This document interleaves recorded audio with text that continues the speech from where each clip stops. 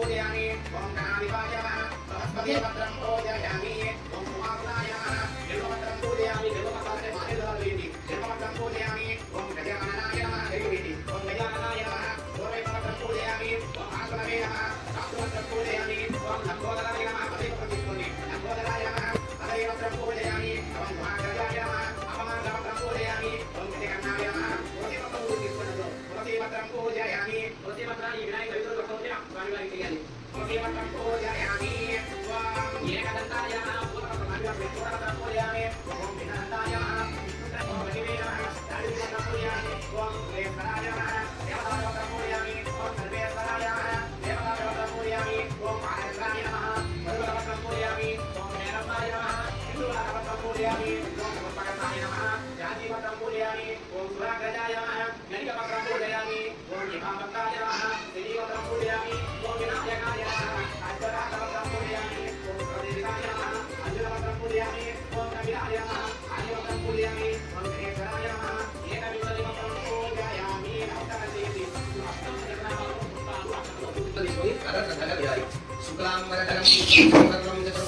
కమమి నువ్వు తీసుకో ఈ సూర్యమహాముని సౌనకాది మహర్షుల సూర్యమహాముని అంటే పూర్వకాలం నైమిషారణ్యము అనే ఒక అరణ్యంలో ఇప్పటికీ నైమిషారణ్యం అనే పేరుతోటే ఆ గ్రామం నిలవబడుతోంది. ఆ గ్రామం లక్నోకి దగ్గరగా ఉత్తరప్రదేశ్ రాష్ట్రంలో లక్నో పట్టణానికి దగ్గరగా ఉండడం. ఆ నైమిషారణ్యము అనే ప్రాంతంలో పూర్వకాలంలో సూతమహాముని అని ఒక గొప్ప మహర్షి గారు ఉండేవారు.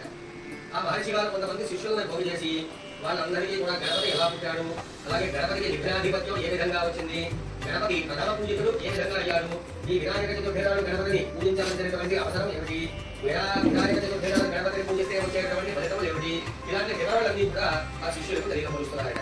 ఆ కథ మనం కూడా చక్కగా విన్నాం.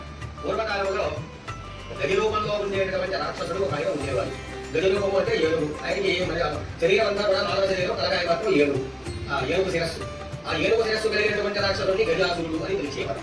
ఆ గజాసురుడు ఈశ్వరుడు గురించి ఘోరమైనటువంటి తపస్సు చేశాడు. తపస్సు చేయగా ఈశ్వరుడు ప్రత్యక్షమయ్యాడు. నాయన గజాసుర, నీ తపస్సుకు మెచ్చి వచ్చాను, నీకు తోచినటువంటి వరం కోరుకోగా ప్రసాదిస్తాను అని అనగా ఆయన కోరుకున్నాడట, స్వామి నాకు దగ్గర వరవలంటూ ఏమీ లేవు, నువ్వు కైలాస పర్వతాన్ని విడిచిపెట్టేసి ఒక ఆత్మలింగ రూపాన్ని ధరించి నీ యొక్క లింగం ఆత్మలింగం నా కుక్షిలో ఉండేటట్టుగా వరం ఇవ్వయ్యా అని అనుకున్నాడు. ఎప్పుడైతే శాస్త్రోన్నాడో ఈశ్వరుడు కాస్త ఆత్మలింగ రూపంలో ఆత్మలింగ రూపాన్ని ధరించడం, ఆయన కుక్షిలో వెళ్ళిపోవడం అన్నీ జరిగాయి. ఇక పరమశివుడు లేనటువంటి కైలాస పర్వతాన్ని దేవతలు ఊహించుకోలేకపోయారు. చాలా బాధపడ్డారు. బాధపడి విష్ణుమూర్తి దగ్గరికి వెళ్ళారు. మొత్తం పార్వతీదేవి ప్రకటనలు ఈశ్వర పరివార దేవతలంతా కూడా విష్ణుమూర్తి దగ్గరికి వెళ్ళారు. ఆ పార్వతీదేవి కలుగుతోందేమో నారాయణ ప్రభో, భస్మాసురుడి యొక్క వారి నుండి నా భర్తను కాపాడి ఇచ్చారు, ఇప్పుడు కూడా ఏదైనా ఒక ఉపాధి చేసి నా భర్త నా చెంతకు వచ్చేటట్లుగా చేయవయ్యా అని ప్రార్థించింది. ఆ ప్రార్థన మేరకు విష్ణుమూర్తి ఒక ఆలోచన చేశాడు. ఎవరైనా ఆలోచన అంటే గజాసురుడిని చంపడానికి గంగిరెద్దు మేడమే సరైనది అని భావించి ఆయనేమో గంగిరెద్దును ఆడించే వారిలాగా అవతారం కట్టి శివుని వాహనమైనటువంటి నందిని గంగిరెద్దుగా అలంకరించి వివిధ రకములైనటువంటి దేవతలందరికీ కూడా తమక వాద్యము ఇచ్చి ఆ గజాసురుడు నివసించే పట్టణానికి వెళ్లి ఆ గంగిరెద్దుని చిత్ర విచిత్రములుగా నాట్యం ఆడించడం మొదలుపెట్టారట. కానీ ఆ నోట గజాసురుడికి తెలిసి ఆ నందీశ్వరుడి ఆ గంగిరెద్దుని తన వద్దకు వచ్చి అక్కడ ఆడించమని కోరాడట ఆ గజాసురుడు. వెంటనే అవతారం వచ్చింది కదా అని భావించిన విష్ణుమూర్తి ఆ శివుని వాహనమైనటువంటి నందిని చిత్ర విచిత్రములుగా వివిధ రకములుగా ఆడించాడట. ఆ క్రీడకు గజాసురుడు చాలా సంతోషించి, ఆయన మీ యొక్క గంగిరెద్దు ఆడించినటువంటి విధానానికి చాలా సంతోషించారు, కాబట్టి మీరేగా వారు కోరుకోండి అని ఆ గజాసురుడు వీరిని కోరాడట. వెంటనే ఆ గంగిరెద్దుని ఆడించే వేదంలో ఉన్న విష్ణుమూర్తి బయటికి వచ్చి, అయ్యా మీ కడుపులో ఉన్నటువంటి ఈశ్వరుడు నాకు ఇచ్చేయండి అని వారు కోరాడు.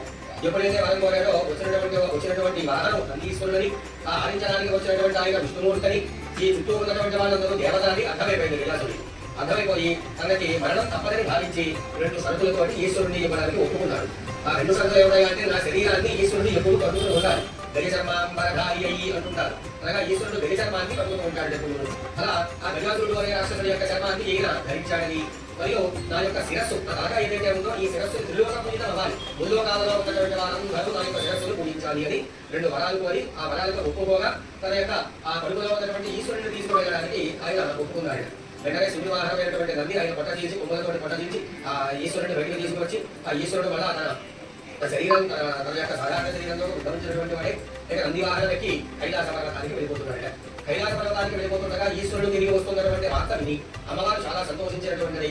ఈశ్వరుడి కోసమే కైలాభ్యంకర స్నానం చేయడానికి సిద్ధమై ఆ తైలాభ్యంగన స్నానం చేసేటప్పుడు నలుగు పిండిని తయారు చేసుకుని నలుగు పెట్టుకుంటూ ఏదో యథాలాభంగా ఒక చిన్న బొమ్మను తయారు చేసింది. అది సామాన్యమైన బొమ్మ, సాక్షాత్తు జగన్మాత తయారు చేసిన బొమ్మ. ఆ బొమ్మ కాస్త మహాగణపతి అయిపోయి కూర్చుంది, గజాదుడు అయిపోయి కూర్చుంది. ఆ బొమ్మ ఎప్పుడైతే తయారు చేసిందో బొమ్మ కాస్త బాలు వేయాలి. ఆ బాలుని నాయన నేను స్నానం చేయడానికి పెట్టున్నారు, ఎవరిని కూడా మన ద్వారములందు ప్రవేశించకుండా అతలా వస్తూ ఉన్నవయ్యా అని ఆయన్ని కాకలాగా పెట్టి అమ్మవారి కాస్త స్నానానికి వెళ్ళింది. ఈ విధంగా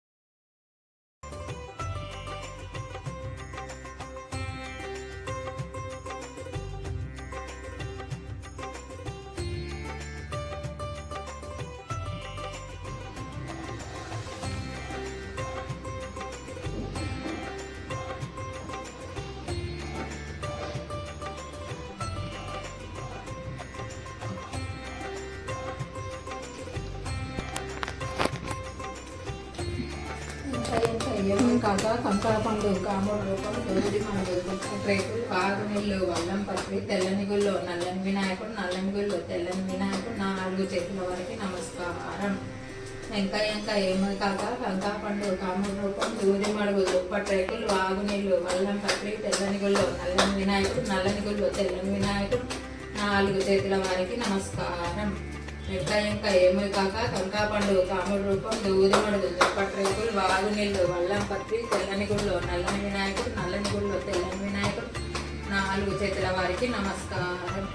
ఇంకా ఏమో కాక కంకాపండు కాముడు రూపం దూది మడుగు దుప్పట్రేకులు వాగునీళ్ళు వల్లం పత్రి తెల్లని గుళ్ళో నల్లని వినాయకుడు నల్లని గుళ్ళో తెల్లని వినాయకుడు 4 చేతుల వారికి నమస్కారం.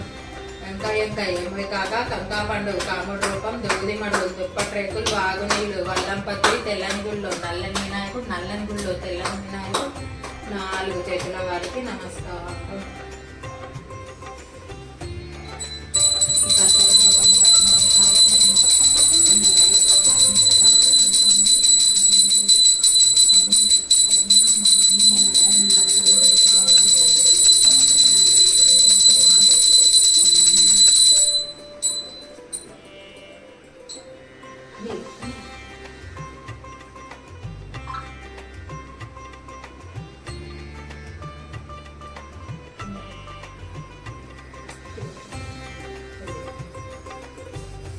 ఈ చేద్దాం.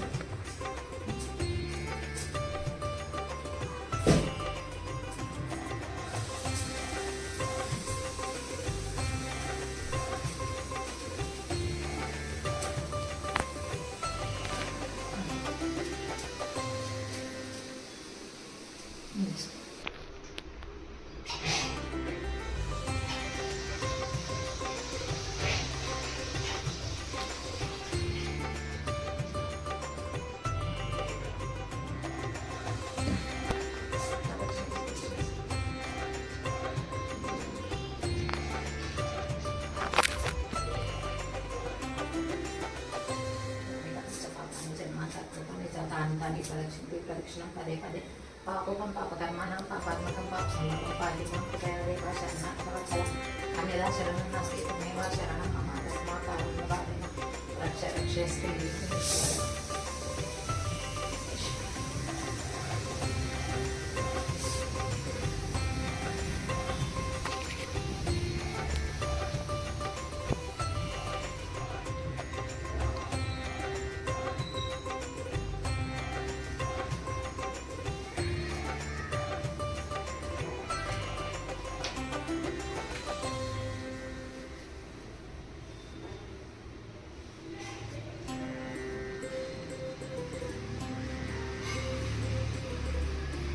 Ten days Narendra.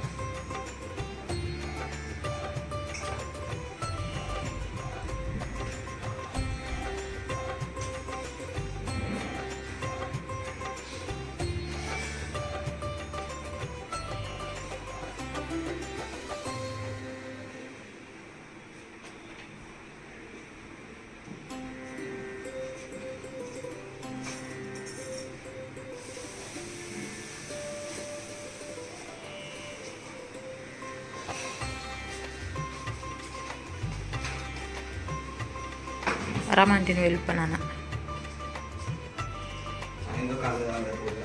ఏ వాళ్ళు ఇంట్లో ఖాళీ చిన్నగా చేసుకుంటారు. అట్లా కాదు, గణపతిని పెట్టరు వాళ్ళు. ఓకే.